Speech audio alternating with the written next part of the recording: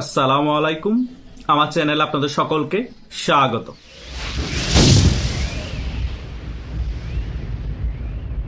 5ই আগস্টের পরবর্তী সময় ধরে রাষ্ট্রপতি শাহাবুদ্দিন চুপ্পুকে অপসারণের জন্য এবং পদত্যাগ করানোর জন্য কতই না কিছু করানো হয়েছে, তবুও কিন্তু রাষ্ট্রপতি শাহাবুদ্দিন চুপ্পুকে অপসারণ করতে পারেনি এবং পদত্যাগ করতে বাধ্য করতে পারেনি। অনেক মাস চলে যায়, ডক্টর ইউনূস সরকারেরও বিদায় হয়। তারপরে 12ই ফেব্রুয়ারি হয় মামু ভাইগনা নির্বাচন। মামু ভাইগনা নির্বাচন হওয়ার পর যখন বিএনপি সরকার ক্ষমতায় এসেছে, আমরা অনেকেই মনে করেছিলাম রাষ্ট্রপতি শাহাবুদ্দিন চুপ্পুকে সরিয়ে বিএনপি থেকে একজনকে প্রেসিডেন্ট করানো হবে, কিন্তু সেটাও হলো না। রাষ্ট্রপতি শাহাবুদ্দিন চুপ্পু বহাল তবিয়তে তিনি তার দায়িত্বে থেকে গিয়েছেন এবং তারেক জিয়ার সাথে খুব দহরম মহরম সম্পর্ক এই রাষ্ট্রপতি শাহাবুদ্দিন চুপ্পুর গড়ে উঠেছে। কিন্তু অবশেষে এই রাষ্ট্রপতি শাহাবুদ্দিন চুপ্পুর বিদায় ঘণ্টা বাজতে চলেছে। নতুন প্রেসিডেন্ট আসছে বাংলাদেশে। এখন অনেকের মনে প্রশ্ন, কে এই নতুন প্রেসিডেন্ট? কিছুদিন আগে আপনারা হয়তো লক্ষ্য করেছেন, বিএনপির মহাসচিব মির্জা ফখরুল ইসলাম আলমগীর সংবাদ মাধ্যমে এসে বলেছে, আমার অনেক বয়স হয়েছে, এখন রাজনীতি থেকে অবসর নেওয়ার সময় হয়েছে আমার। তার মানে কি মির্জা ফখরুল ইসলাম আলমগীর রাজনীতি থেকে অবসর নিয়ে রাষ্ট্রপতি হবেন? আমার কথা হচ্ছে, আপনি রাজনীতি থেকে আর অবসর নিলেন কোথায়? হয়তো মন্ত্রিত্ব ছেড়ে দিলেন, বিএনপির মহাসচিবের দায়িত্ব ছেড়ে দিলেন, তারপরে তো রাষ্ট্রপতির পদে বসছেন। আপনার আরো অবনতির জায়গায় উন্নতি হলো, তো আর আপনি রাজনীতি থেকে অবসর নিলেন কোথায়? যখন তিনি এই কথাগুলো বলেছেন, আমরা অনেকে বুঝতে পারিনি তিনি এই কথাগুলো কেন বলছেন।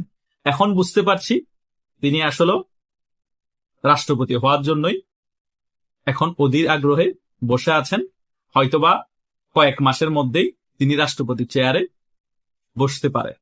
এখন অনেকেই বিএনপির মহাসচিবের দায়িত্ব নেওয়ার জন্য বসে আছে অধীর আগ্রহে, কে হবে বিএনপির মহাসচিবের দায়িত্বে নতুন করে আসবে। এইদিকে মির্জা ফখরুল সারা দিন রাত স্বপ্ন দেখে আমি রাষ্ট্রপতি হব। এখন মির্জা ফখরুলের মতো আরো অনেকজনই রাষ্ট্রপতি হওয়ার দরে এগিয়ে আছে এবং আলোচনায় আসে। খন্দকার মোশাররফ, রুহুল কবির রিজভির মতো আরো অনেক সিনিয়র বসছেন নেতারা, তারাও রাষ্ট্রপতি হওয়ার দরে এগিয়ে আছে। কিন্তু মির্জা ফখরুল ইসলাম আলমগীরের কথাবার্তা দেখেই বোঝা যাচ্ছে তিনি দলের মহাসচিবের পদ থেকে পদত্যাগ করবেন এবং এখন স্থানীয় সরকার মন্ত্রণালয়ে আছে মনে হয় দায়িত্বে, সেটা থেকেও পদত্যাগ করবেন রাষ্ট্রপতি হওয়ার আগ মুহূর্তে। তারপরে তিনি রাষ্ট্রপতি পদে বসবেন, তারপরে বিএনপির মহাসচিব পদে নতুন করে আরেকজনকে নিয়োগ দেওয়া হবে। এখন অনেক কিছুই আলোচনা হচ্ছে, আদতে কি সত্যি সত্যি মির্জা ফখরুল ইসলাম আলমগীর রাষ্ট্রপতি হবে এবং বিএনপির মহাসচিব পদেও কি পরিবর্তন হবে কিনা, অনেক কিছুরই কানাঘুষা হচ্ছে। যতক্ষণ পর্যন্ত ব্যাপারগুলো আমরা হতে দেখবো না, ততক্ষণ পর্যন্ত আমরা 100% সিউরিটি দিয়ে বলতে পারবো না আদৌ কি ব্যাপারগুলো ঘটবে কিনা। কিন্তু আমরা যে সকল বিষয়গুলো নিয়ে পর্যালোচনা করছি এবং বিভিন্ন জায়গা থেকে বিভিন্ন তথ্য সূত্রে জানতে পেরেছি, বিএনপির মহাসচিবের পদের পরিবর্তন হবে এবং রাষ্ট্রপতি শাহাবুদ্দিন চুপ্পুকে সরিয়ে দিয়ে নতুন রাষ্ট্রপতি নিয়োগ দেওয়া হবে। এটা হওয়া প্রয়োজন, কারণ রাষ্ট্রপতি শাহাবুদ্দিন চুপ্পু আওয়ামী লীগের লোক। সে আওয়ামী লীগের জন্য কি করেছে এই 2 বছরের কাছাকাছি সময়?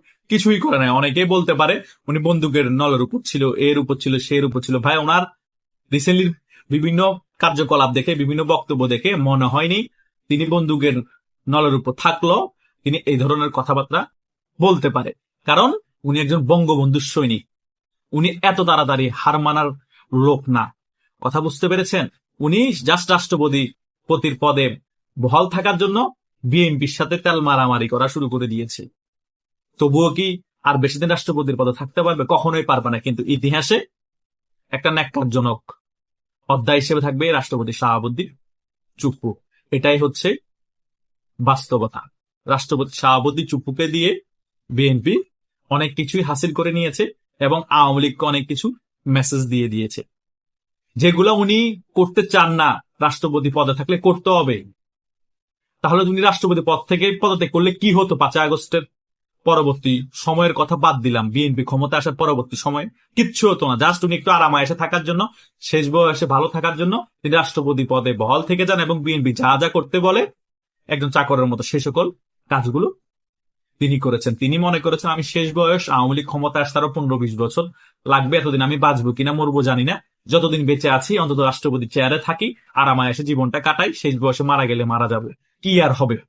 ভাই, একটা জিনিস মাথায় রাখবেন, কীর্তিমানের মৃত্যু নাই। আপনি যে রাজনৈতিক দলের মতাদর্শ ধারণ করেছেন, যে মুজিবাদর্শ ধারণ করেছেন, সে আদর্শ ধারণ করে বুক ফুলিয়ে যদি আপনি একদিনই বেঁচে থাকতেন, একদিনই ওই পদে বহাল থাকতেন, মরে যাওয়ার পর আপনাকে আজীবন মানুষ মনে রাখতো। আওয়ামী লীগের মতাদর্শ যারা আছে, আওয়ামী লীগের ঘরানার যারা আছে, তারা সবসময় আপনাকে সেলুট করতো। কিন্তু আপনি যে সকল কার্যকলাপ করেছেন 12ই ফেব্রুয়ারি মামুভাগ্নে নির্বাচনের পরবর্তী সময়, আপনি মারা যাওয়ার পরে কখনো আপনাকে আওয়ামী লীগের মতাদর্শ যারা লোক আছে তারা কখনো স্মরণ করবে না। আর স্মরণ করলো ভালোবেসে স্মরণ করবে না, আপনার এই সকল কার্যকলাপের বিষয় নিয়ে সমালোচনা করবে। সো আপনি আর কীর্তিমান রইলেন না, আপনি আর সত্যিকারের মুজিবাদর্শের সৈনিক হিসাবে থাকলেন না। তো এই ক্ষমতার কোনো বেল থাকলো না। শেখ হাসিনাকে বলতে পারেন তিনি কীর্তিমান। বাংলাদেশের মধ্যে এইরকম নেতৃত্ব আর কখনো আসবে না, এইরকম প্রধানমন্ত্রী আর কখনো আসবে না। তাকে ফেসিস্ট বলেন, তাকে গুম হত্যাকারীর জনক বলেন, যাই বলেন না কেন, বাংলাদেশের মধ্যে যত উন্নয়ন আছে, বাংলাদেশের মধ্যে যত ধরনের ভালো কাজ আছে, সকল কিছুই কিন্তু শেখ হাসিনার শাসন আমলে হয়েছে। হ্যাঁ, দুর্নীতি হয়েছে, গুম খুন সকল কিছু হয়েছে, কিন্তু তার পাশাপাশি অনেক বেশি বাংলাদেশের জন্য ভালো কাজ করে গিয়েছেন এই শেখ হাসিনা। আজকে শেখ হাসিনা নাই, আজকে বাংলাদেশে কি হাহাকার হচ্ছে, বাংলাদেশের মানুষ না খেয়ে মরছে, বাংলাদেশের মানুষ বিদ্যুৎ পাচ্ছে না, বাংলাদেশের দ্রব্য মূল্যের দাম 3 গুণ বেড়ে গিয়েছে, গ্যাসের দাম 2 গুণ বেড়ে গিয়েছে। কি পরিমাণ কষ্টে আছে বাংলাদেশের মানুষ, চাপা কান্না মনের ভিতর মানুষ বলে বুঝতে পারছে না। যার সাথে কথা বলি তারা কাদা কাদা অবস্থায় হয়ে আমাদেরকে বিভিন্ন কথা যখন বলে তখন অনেক কষ্ট পাই যে কোন দেশে বসবাস করছি। তারা বুক ফেটে যায়, তারা মুখ দিয়ে বলতে পারছে না যে আমরা শেখ হাসিনাকে পাচার রাজপথে নেমে শেখ হাসিনা বিদায় করিয়ে কত বড় ভুল করেছি, খাল কেটে আমরা কুমির নিয়ে এসেছি, আমরা এখন খুব কষ্টে আছি। এই হচ্ছে যে বাংলাদেশের অবস্থা। শেখ হাসিনা এখনো বেঁচে আছে, তিনি শুধু ভারত গিয়েছে যে বাংলাদেশের মানুষের মধ্যে এইরকম প্রতিক্রিয়া। শেখ হাসিনা যদি কখনো মরে যায়, বাংলাদেশের মানুষ শুধু কান্না করবে।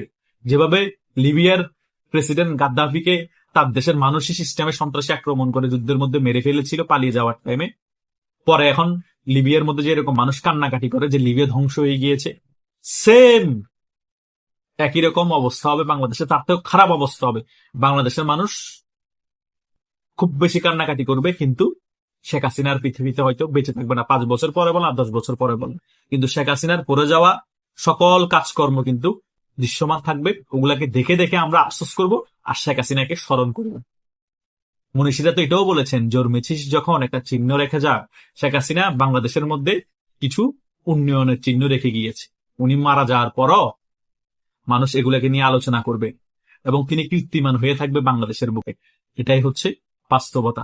সো শুধু মুজিবাদর্শের সৈনিক, আমি রাষ্ট্রপতি, শাহাবুদ্দিন চুপ্পু, এগুলা বললে হয় না, সত্যিকারের কাজের মাধ্যমে প্রমাণ করতে হয়। সো আগামীতে মির্জা ফখরুল ইসলাম আলমগীরও যদি রাষ্ট্রপতি হয়, অবাক হওয়ার কিছু নেই, কারণ এটা স্বাভাবিক। যে দল ক্ষমতায় থাকে সে দল থেকেই সিনিয়র পর্যায়ের নেতাদের যে কোনো একজনকে সিলেক্ট করা হয় রাষ্ট্রপতি পদে, যেটা আওয়ামী লীগের টাইমও করা হয়েছে, এখন বিএনপির টাইমও করা হবে। সো দেখা যাক কয়েক মাসের মধ্যে বাংলাদেশে কি ঘটে এবং কে রাষ্ট্রপতি হয় বাংলাদেশের, এবং বিএনপির মহাসচিব পদে কে আসে। আশা করছি সকল বিষয় আপনারা বুঝতে পেরেছেন। তবুও যদি কোনো মতামত থাকে কমেন্ট করে জানাতে পারেন। ধন্যবাদ সকল।